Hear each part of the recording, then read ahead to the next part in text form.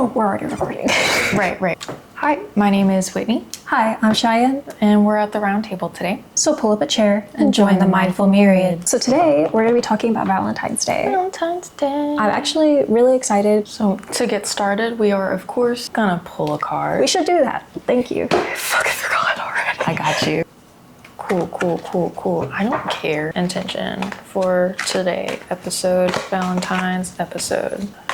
So yeah, this is the King of Swords reversed. I'm not very familiar with this card. I don't think I've pulled it upright once. Have you? No, I don't get this card often. Very colorful, first thing I notice. Wings. Yeah. You can tell like this does look like a king of creatures. Very regal. He's like kind of turned with his sword, like he's almost pausing in battle to assess whatever's going on. Hell yeah. And you can tell he's in the air because there's clouds behind him. What do you think that the symbolism means? I wonder if it's like standing your ground, maybe confident in oneself, but like defensive with strength, ready to defend yourself and stand up for whatever it may be while you're literally flying through the air. His claws are out with a sword and a really cool tail, might I add. I also know that swords are, as a suit, related to air and intellect. The king typically represents someone who is like in a position of authority, a master of their craft, something like that. Having that archetype of the king combined with intellectual of swords, I would think is someone who is knowledgeable about their craft. There is blue in the background, which can represent the subconscious. He doesn't have a lot of blue connected to his form. Kind of like he's above all of that. Yes. He's not in the subconscious. He's very much in the present moment. Yes. Yeah, there are some warm colors in his wing. Think of steadfast, passionate energy. Maybe this is reading a little bit too much into it, but his colors on the outside are like very prominent. Those are proud, displayed colors. Yes. Having those colors along with the sword. But then if you notice on the other wing that's up, it's a lot softer colors. He seems very knowledgeable. He seems like a seasoned king. Strong, he's very wise, displays strength without instilling like fear underneath. Like he's nice. Still has that gentle part to him. Yeah. Like empathetic, compassionate, that kind of thing. I feel like this guy is a really good king. I can see that. I love color symbolism. On the left, this may be like outwardly, and then this is how he treats his inner kingdom and like people who he cares about while defending them. Well, and even the way he's holding the sword, he has it like this. Yeah. Like he's ready to flip it if he needs to slice someone, but he's also just resting. I think that having it reversed might be a lack of knowledge or the beginning of that journey. Or a reminder of like, you're not standing in your power right now, which sounds like such a like corny phrase, I guess. Small tangent. I think that standing in your power, I like the words. It evokes like nice imagery. So yeah. It's popular for a reason. That's true. The Scorpio rising. Oh, so this is the story of the Griffin. The King of Swords represents wisdom enhanced by power. The Griffin is a noble and intelligent creature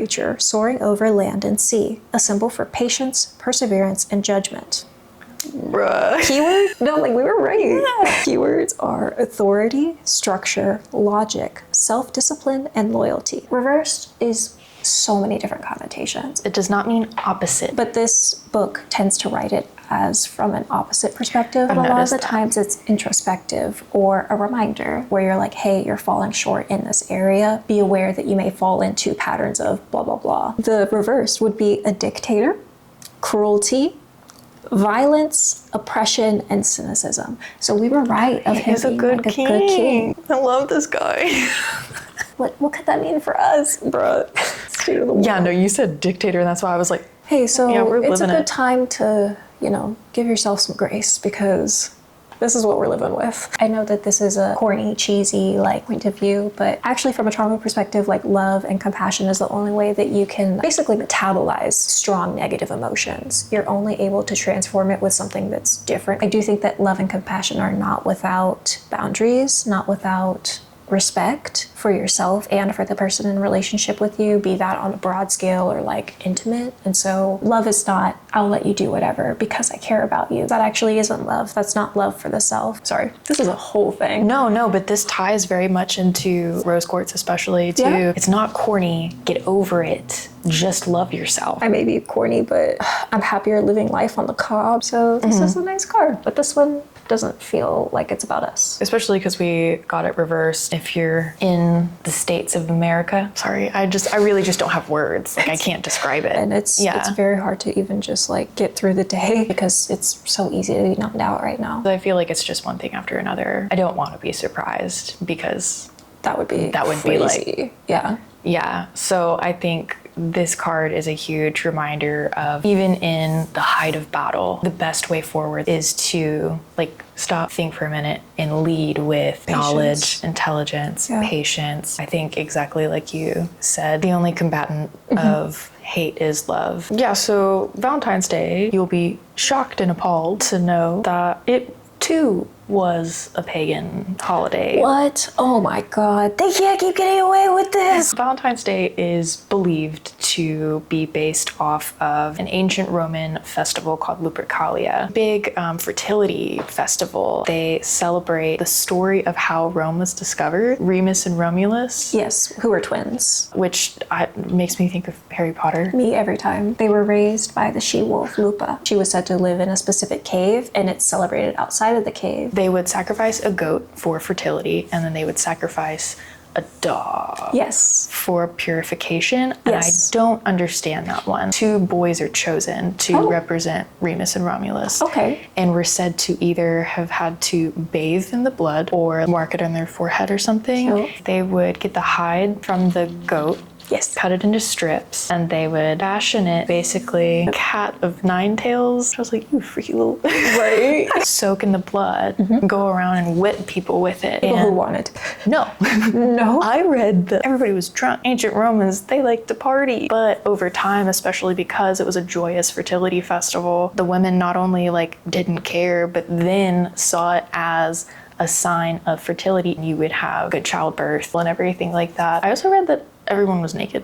Yes. I read something about an urn where they basically had everyone's names together out of a hat. Yes, And I did read that. a man and a woman would get pulled, and they would be chosen for like the pairing for the night. And because it's fertility, so it's kind of like, and so if everything worked out, then, you know, people sometimes got married off of that. But if not, it's just a fun night, you know, whatever. Yeah. I also read in a different source that they were paired for a year. A year?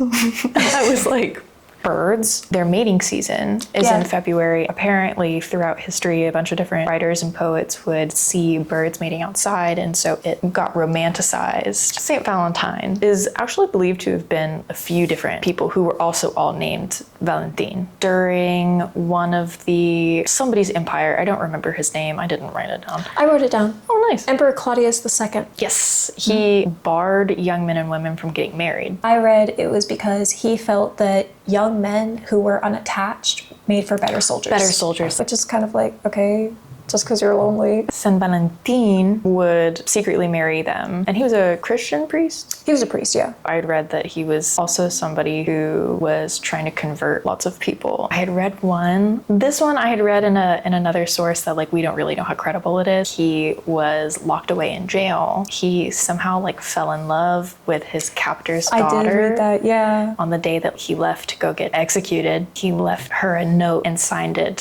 "From your Valentine." Mm-hmm. That is the history behind holiday that we celebrate on the 14th. What do you normally think of for Valentine's Day? Chocolate. Maybe some heart candies, cute little notes in elementary school. Roses. Wow. Roses are actually believed to be one of the oldest flowers. Plants? Yeah. Yeah. It's like 35 million years old. They kind of like hit it out of the park, you know? Right? Listen, just because something is popular. Who are you talking to? The mirror's behind the camera. I love roses, and that's fine. Roses have been in a lot of different stories, which I find interesting. Roses are popular for a reason. Let's be real.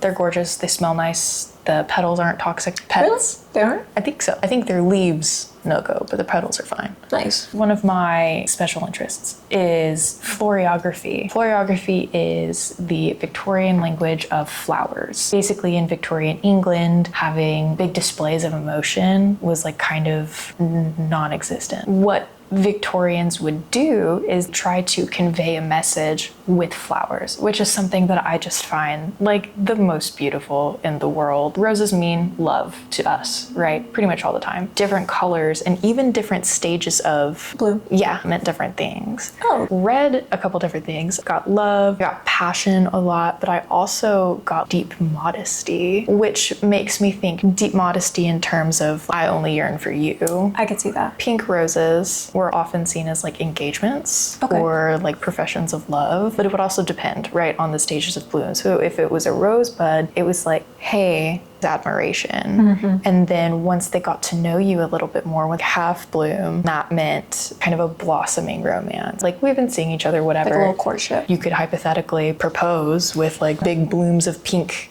roses. Yellow roses just always make me happy. They're associated with happiness and joy. In floriography, yellow roses meant friendship. I did read in one of my books, it's a decrease of love on acquaintance, which Okay. is hilarious. But I also wonder if it means like we got set up and we were romantically interested in each other, but maybe I'm like friend zoning you. Yeah. If you're in love with a guy and he gives you a yellow rose, is he friend zoning you? So a moss rose, you see kind of everywhere. Those were seen as superior merit. Like if you wanted to say that you would admire somebody and think that they are above everybody else. Or somebody wrote in a really popular book that was like, moss roses are the most superior. So then they got super popular and everybody was like, superior rose. White roses is often like purity, innocent love. And I am worthy of you, give me a chance, like kind of thing. Yeah. The War of the Roses in 1455, there was the House of York and the House of Lancaster. It was a really nasty war. I mean, it lasted, oh my God, it lasted 32 years. Henry III, which he's a Tudor, defeats Richard III. He's from the House of Lancaster. He marries somebody from the House of York.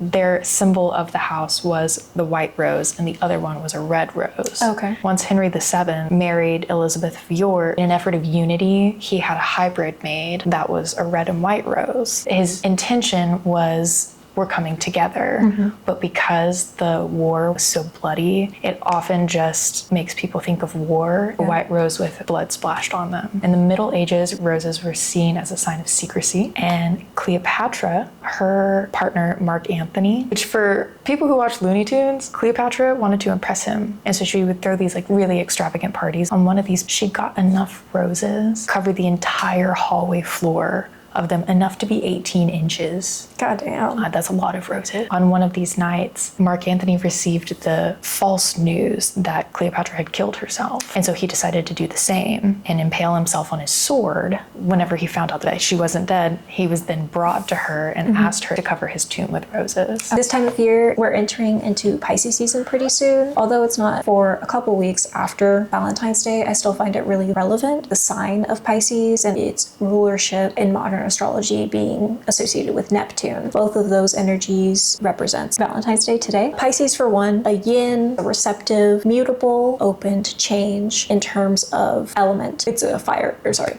Girl, it's a water sign. Things that I associate with Pisces are the intangible and this ethereal quality. It's the 12th sign of the zodiac, and so it's the end. A lot of times, like whenever people talk about astrology, it's kind of like the soul's journey. Aries represents fresh life, so whenever you get all the way back over to Pisces, the end of one's life physically, or like the soul's journey, is represented by two fish. You may have seen one fish is associated with like the physical and the other with the intangible. They mirror each other. They're in this like constant circle. Reminds me of Avatar. Yeah. Three-in-law. Yeah. Pisces are very compassionate. They remind me of like an open nerve. They're just extremely sensitive, just like raw and totally feeling. General state of being of others and like the world at large have that quality about them. But whenever you experience that like your whole fucking life with no respite, it makes you want to numb out in one way or another. So a lot of Pisces struggle with addiction, drugs, spirituality, like they get involved with cults a lot. They just want to believe in something and they want something to take their pain away. They sleep a lot. The dream realm is a form of escape as well, wrapped up in media. Like cinema in general is associated with Pisces. Bro, you need like something to help keep you sane. Some kind of like grounding, mental protection. There's a rulership scheme of the human body as well, and Pisces rule the feet because they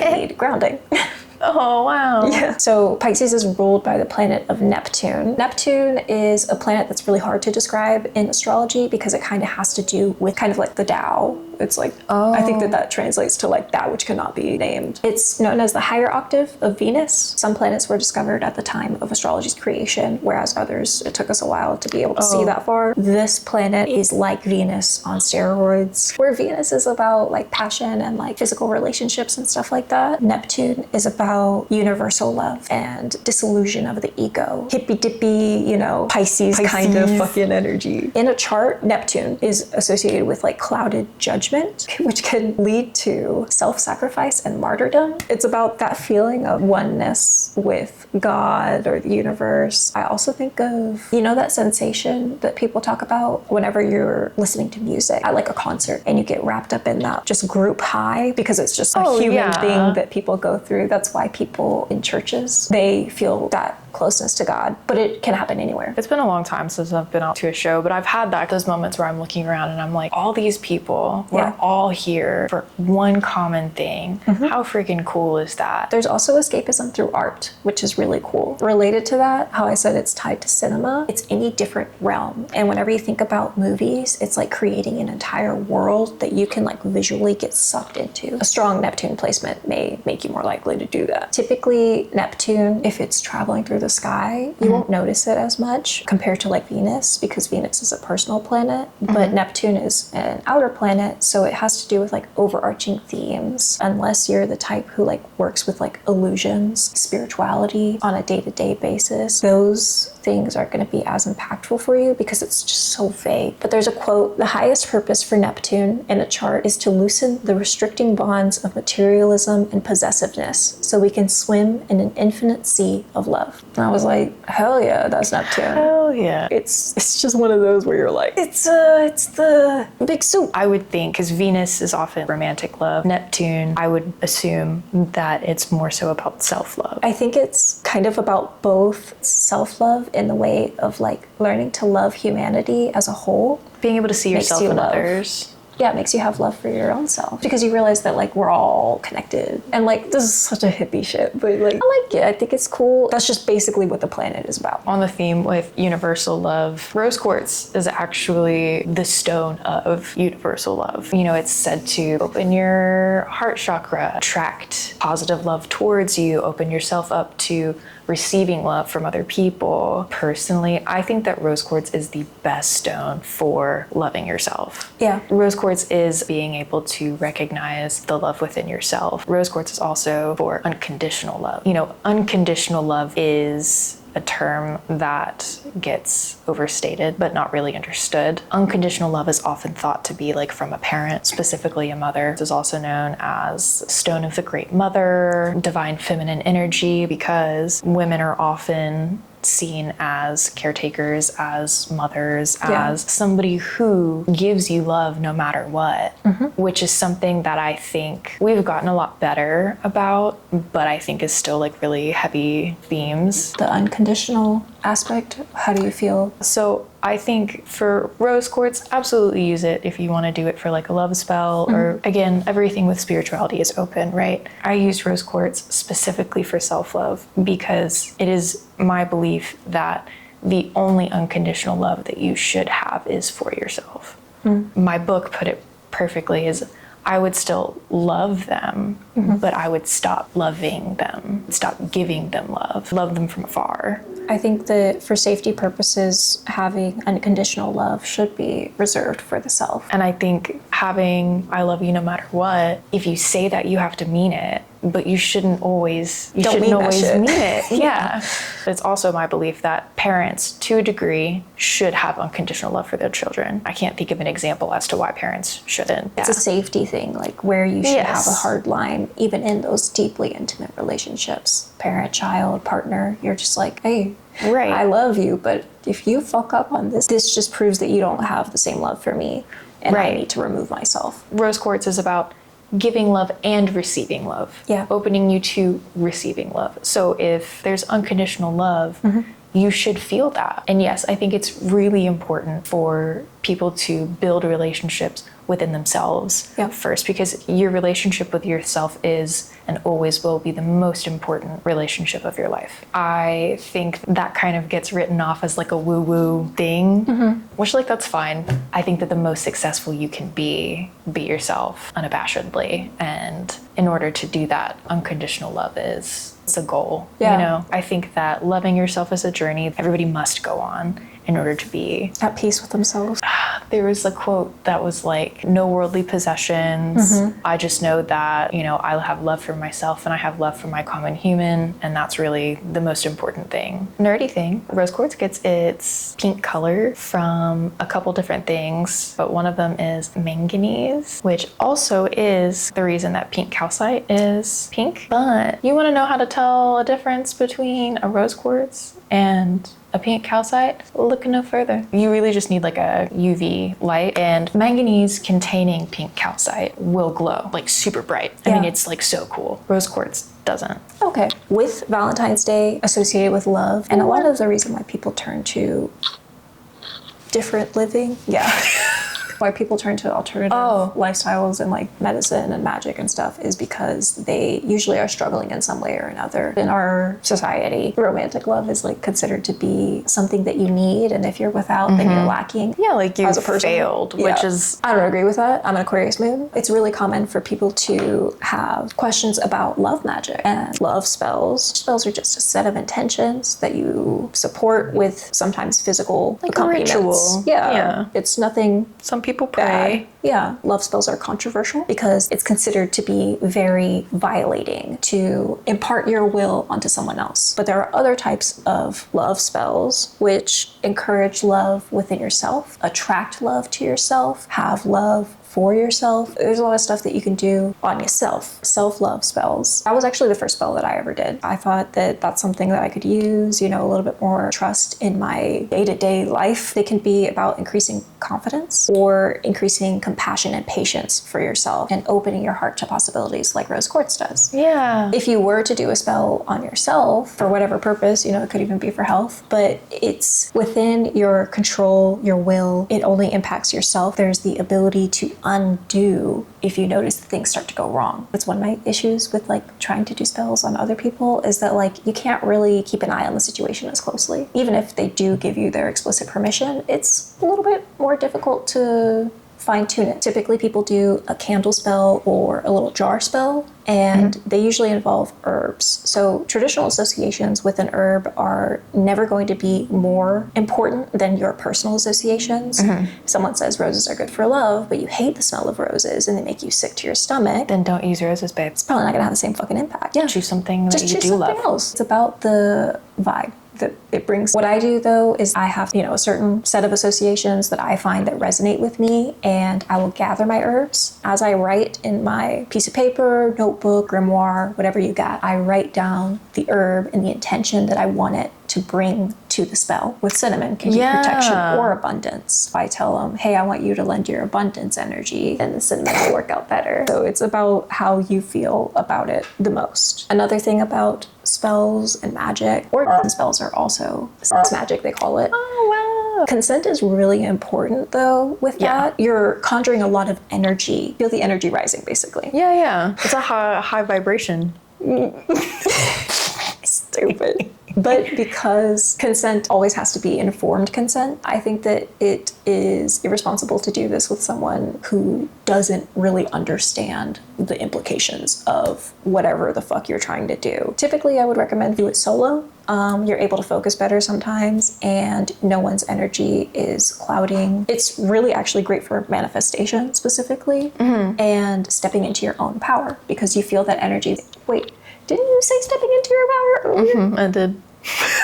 That exact phrasing I have written down. You see it. I looked down and saw orgasm spells earlier, and I was like, yeah, the Romans would have loved you. Have you seen The Craft? I love The Craft. Okay, so The Craft is dramatized, obviously. That's not how magic works. But it shows how overriding someone's will can create like severe adverse effects. Because you remember that guy who just goes like fucking batshit Insane. crazy.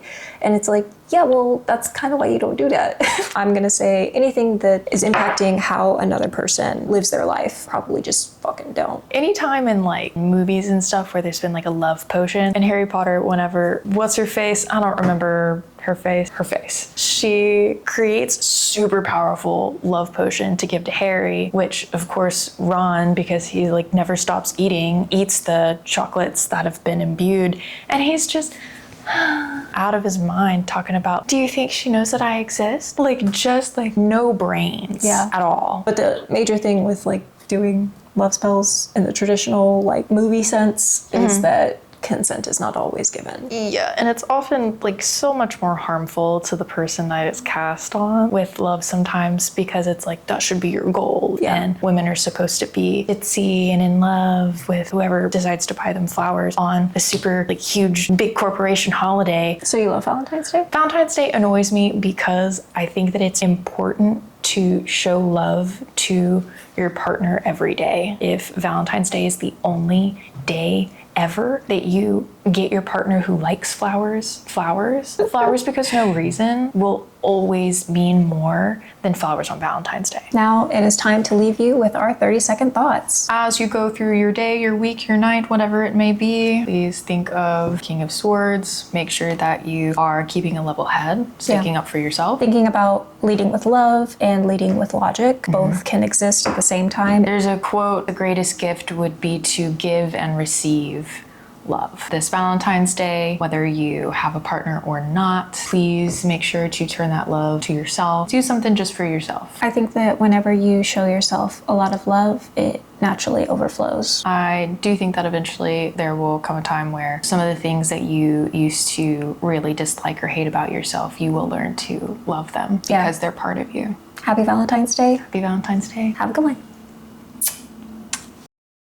Who is San Valentin? Valentin? Wow, that was a... Okay, let me like fucking not die. I mean, like, I ain't got nothing against a good, even the playing field hex, you know? It's not for me, but if I see someone doing it, I go, damn, that's crazy. Good for her.